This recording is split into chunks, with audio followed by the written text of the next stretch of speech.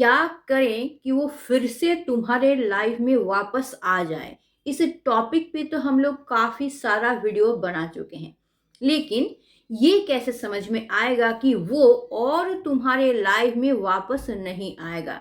नहीं, नहीं आएगा, बिल्कुल नहीं आएगा। अगर सिचुएशन अभी ऐसा है तो वो अभी इस रिलेशन में वापस आने के बारे में बिल्कुल नहीं सोच रहा है। या फिर इस टाइप के इंसान कभी भी वापस नहीं आते हैं। कैसे समझ में आएगा? देखो, हम लोग साइकोलॉजी के वाइज 4 ऐसे पॉइंट को नोटिस करेंगे, जिसके ज़रिए ये पता चल जाएगा कि वो इंसान और यहाँ वापस नहीं आएगा। इस रिलेशन में तो इस मोमेंट पे वो वापस बिल्कुल नहीं आएगा। एकदम पूरे लाइफ भर वापस नहीं आएगा ये हम लोग नहीं बोल सकते, क्योंकि हम लोग तो भगवान नहीं है ना। कब किसका साइकोलॉजी किस तरीके से काम करता है कोई नहीं जानता है। हो सकता है बाद में, बहुत दिन बाद शायद हो सकता है, लेकिन इस मोमेंट पे कुछ ऐसे सिचुएशन है, कुछ ऐसे साइन है जिसको देख के हम लोगों को समझ में आ जाएगा कि इस मोमेंट पे तो उसका वापस आने का कोई चांस नहीं है। तो साइकोलॉजी के वाइज अगर हम लोग देखने जाएं तो सबसे पहला कारण ये होता है कि कोई एक लड़का या लड़की को विपरीत लिंग के साथ अगर किसी प्रकार का जरूरत था, किसी प्रकार का फायदा था, तो वो उसके साथ रिलेशन बना लेता है। जैसे खासकर लड़कियां अगर हायर एजुकेशन के लिए कहीं और जाती है, बड़े शहर में दूर कहीं जाती है, तो वो लोग अपने सिक्योरिटी के लिए किसी ना किसी लड़के को अपने रिलेशन में लाते हैं, ताकि दूसरा कोई लड़का, खराब कोई लड़का उसको परेशान ना करे। मतलब वो उसके ज़रिए खुद को प्रोटेक्ट करता है, इसलिए रिलेशन में आ जाता है। या फिर कभी-कभार देखा जाता है ऑफ़िस में भी ऐसा होता है, या फिर न्यू जॉब अगर किसी को मिलता है, तब भी देखा जाता है कि ऐसा ही होता है, ताकि कोई और परेशान ना करे, इसीलिए वो एक ऐसे लड़के को चूज़ कर लेता है, अपनी लाइफ़ में वो इंक्लूड कर लेता है, ताकि उसके ज़रिए वो खुद को प्रोटेक्ट कर सके।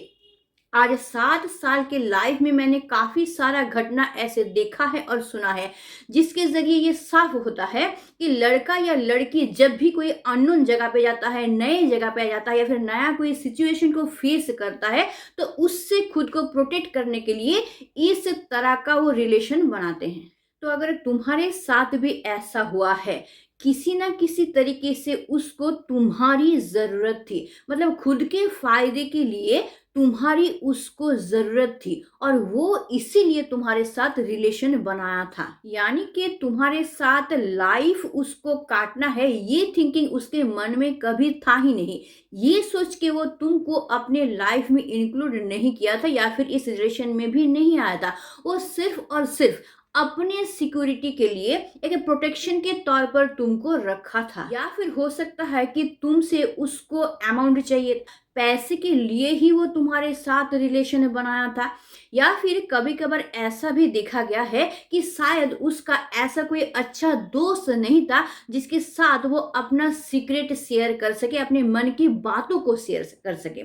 तो कभी कभार ये भी देखा गया है कि सिर्फ अपने सीक्रेट को शेयर करने के लिए, अपने मन की बातों को शेयर करने के लिए वो क्या करते हैं ना किसी विपरीत लिंग के इंसान को अपने लाइफ में इंक्लूड करते हैं, मतलब उसके साथ अपना रिलेशन बनाते हैं। लेकिन उनके माइंड में ये थिंकिंग कभी नहीं रहता है कि इसी इंसान के साथ हम लाइफ बिताएंगे। तो आज तुमको समझ में आ गया है कि वो इंसान कुछ जरूरत के लिए ही तुम्हारे साथ रिलेशन बनाया था या फिर नहीं बनाया था। ये तो शायद आज तक तुमको पूरी तरह से साफ हो गया होगा। तो नॉर्मली इस टाइप के इंसान ना एक बार अगर चले जाते हैं तो कभी भी वापस नहीं आते हैं।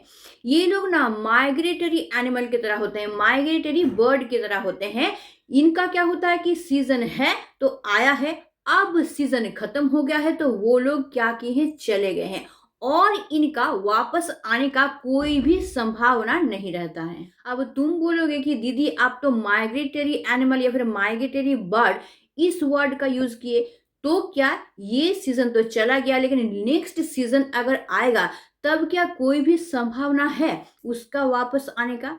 तो देखो, अगर ऐसा हो कि वो तुमको छोड़ के जाने के बाद कोई और रिलेशन में चला गया है और वहाँ पे धोखा खाया है, वहाँ पे हर्ट हुआ है, तब हो सकता है कि वो उसके दिल में तुम्हारे लिए इमोशन तैयार हो, तुम्हारी याद उसको आए और वो वापस आने के बारे में सोचे। तब तुम क्या कर सकते हो, जैसा मैंने अपने वीडियो में बताया है, जो प्रोसेस जिसके ज़रिए जो चला जाता है उसको वापस लाया जाता है। जैसे मैंने कहा था कि यादों को तुमको अच्छा-अच्छा पल को याद करना होगा, उसके बारे में स्टोरी लिखना होगा, उसको सोशल मीडिया में पोस्ट करना होगा।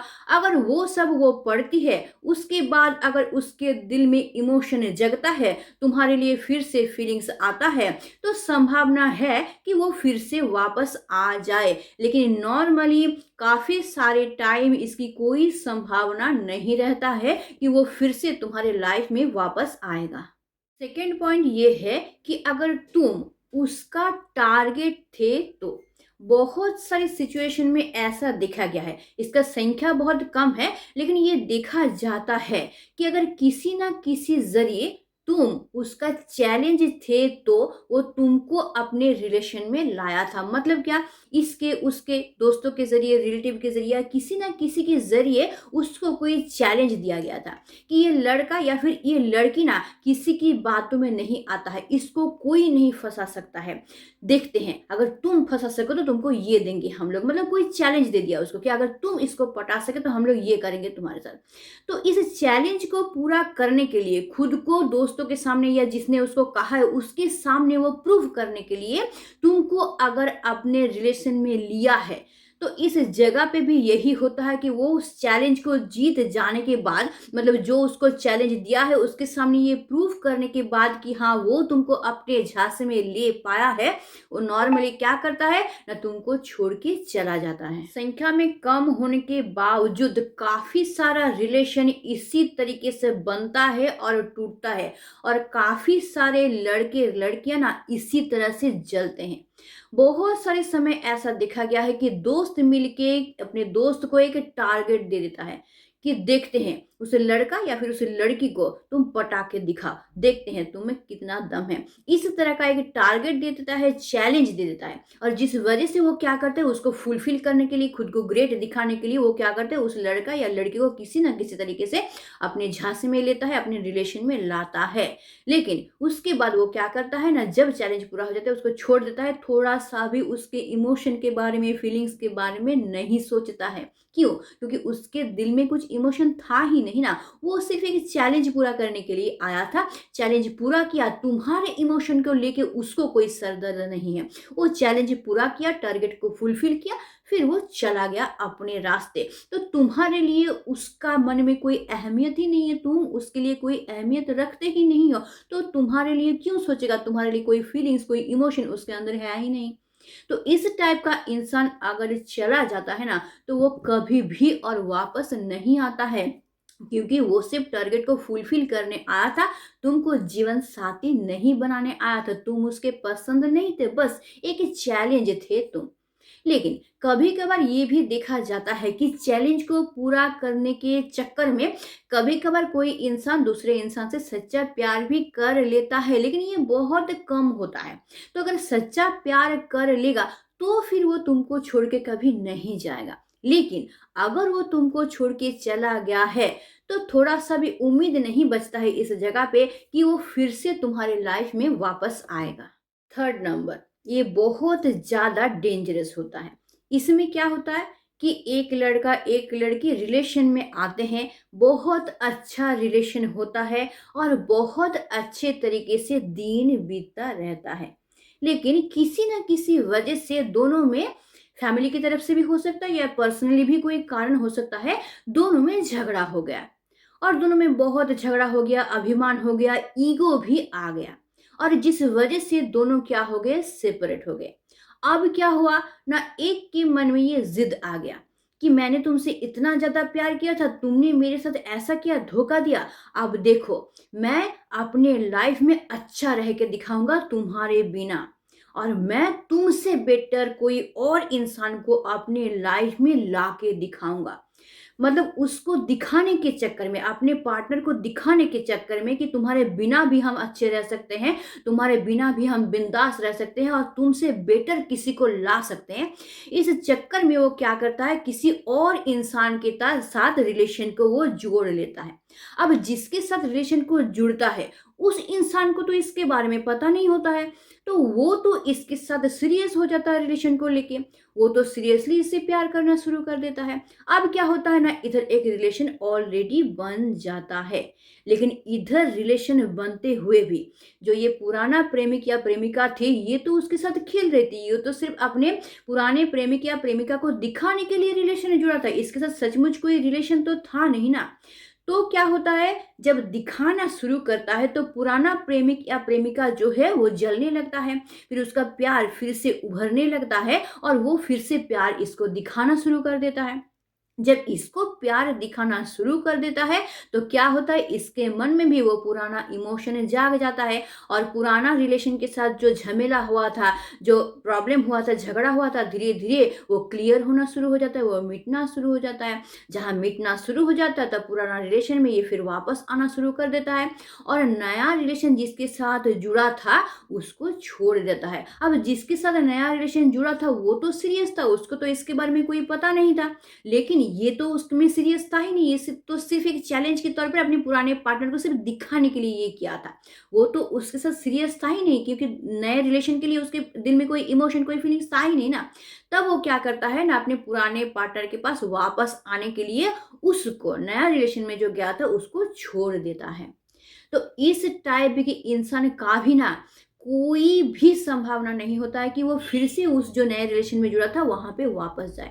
तो वो नया जो इंसान था जिसके साथ रिलेशन जुड़ा था, वो क्या होता है, पूरी तरह से हर्ट हो जाता है, वो पूरी तरह से अकेला हो जाता है, क्योंकि वो तो धोखा खाया है ना, वो तो सीरियस था, वो तो सच्चा प्यार कर रहा था, उसके दिल में तो कुछ नहीं था ना। तो वो क्या करता है, पूरी तरह से हर्ट हो जाता है। अब सोचो उसका सिचुएशन क्या होगा, उसका लाइफ तो पूरी तरह से बर्बाद हो जाता है। लेकिन ये इंसान क्या करता है, फिर से वो पुराने रिलेशन में आता है और फिर से उसी के साथ लाइफ बिता रहा है, क्योंकि ये तो उसके साथ सच्चा प्यार किया था, उसी के साथ तो वो लाइफ बिताना चाहता था। वो नया रिलेशन में तो सिर्फ इसको दिखाने के लिए गया था, तो वो फिर से यहाँ वापस आ जाता है, अपना लाइफ बिताता है, लेकिन वो जो नया इंसान होता है ना, उसका लाइफ बर्बाद हो जाता है। तो इस टाइप के इंसान भी तो फिर वापस कभी नहीं जाएंगे। तो वो नया रिलेशन का इंसान अगर तुम हो, अगर तुम्हारे साथ भी ऐसा हुआ है कि जो तुमसे प्यार करता है वो पहले कोई रिलेशन में था और वो रिलेशन उसका अच्छा खासा चल रहा था और उसमें प्रॉब्लम होने की वजह से उसको दिखाने के लिए तुम्हारे साथ जुड़ा था और अभी वो रिलेशन सही हो गया है और वो छोड़ के चला गया है ना, तो उसका आने का संभावना बिल्कुल ना के बराबर होता है। तो इसीलिए कोई भी अगर रिलेशन में आए ना, तो सबसे पहले ये जान लेना ज़रूरी होता है कि वो इंसान मेरे प्रति आया क्यों? मेरे प्रति अट्रैक्ट क्यों हुआ है? क्या मैं उसकी ज़रूरत थी या फिर वो सच्चा प्यार करता है इसीलिए वो मेरे पास आया था? तो ये जान लेना ना बहुत ज़्यादा ज़रूरी होता है और नहीं तो इसी तरह का धोखा मिलता है और जिस वजह से पूरा लाइफ बर्बाद हो जाता है। लास्ट नंबर पॉइंट, ये भी बहुत ज़्यादा डेंजरस होता है।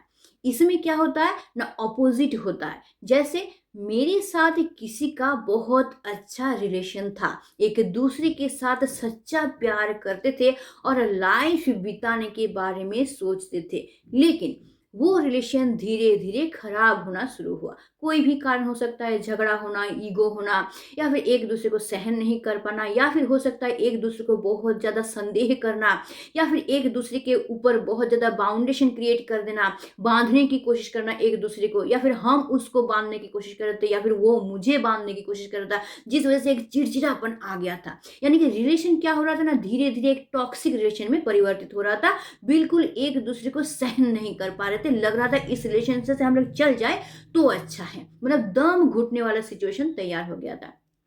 और उस सिचुएशन में अगर वो पार्टनर मुझे छोड़ के चला जाता है और मुझे छोड़ के चले जाने के बाद वो किसी और रिलेशन के साथ जुड़ता है जो कि उसके मन पसंद एक रिलेशन है, मतलब वो अपने मन में जैसा पार्टनर चाहता था वो पार्टनर बिल्कुल वैसा ही है।